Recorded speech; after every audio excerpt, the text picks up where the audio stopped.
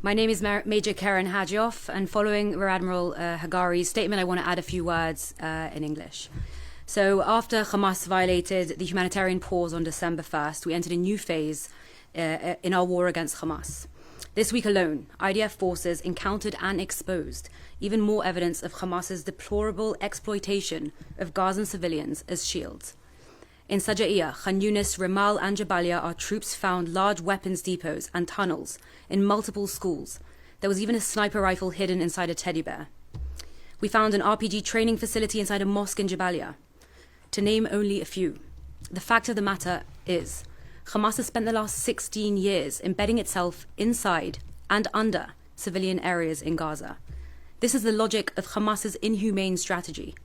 By attacking from behind civilians, Hamas seeks to hinder the IDF's efforts to distinguish between civilians and terrorists. However, the complexity of the battlefield will not deter us from our efforts to do so. As a military committed to international law and a moral code of conduct, we are devoting vast resources to minimizing harm to the civilians that Hamas has forced into the role of human shield. Our war is against Hamas, not against the people of Gaza.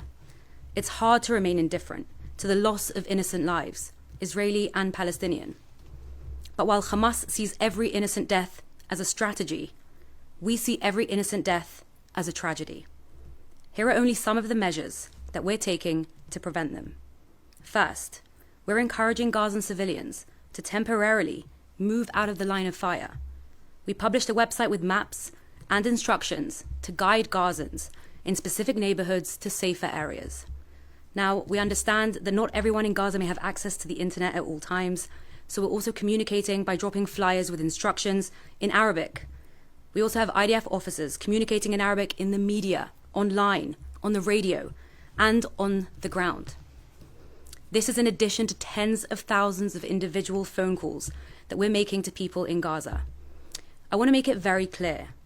Our warnings to civilians in Gaza to move away from the danger Hamas puts them in ultimately means that the IDF is announcing in advance its areas of operation.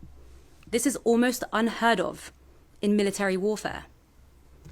Second, we are continuously refining our operations to minimize harm to uninvolved civilians. Throughout the war, we've adapted our operations, and we even hold fire if necessary to enable Gazans to safely move through the humanitarian corridors we opened. Third, we continuously assess and verify that our strikes are directed at military targets and choose specific munitions for certain Hamas targets to avoid unnecessary damage.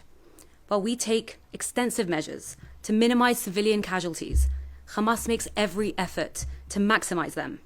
That is the enemy we face. This is our reality. This is who we will defeat. Hamas's tactics, as despicable as they are, will not stop us from upholding our values. Our war is against Hamas, not against the people of Gaza.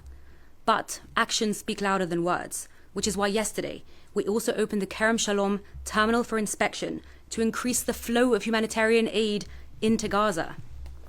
This joins our existing efforts, which have already seen over 4,000 trucks of aid, carrying 70,000 tons of food, water, medicine, medical gear and shelters entering Gaza since the start of this war. On October 7th, Hamas exposed its genocidal goals to the world. Hamas announced publicly, and it continues to announce repeatedly, that it intends to carry out more October the 7th massacres. The IDF will not let them. It is our duty to defend the people of Israel and bring our hostages home. We will continue fulfilling this mission while taking all feasible measures to protect civilian lives. Thank you.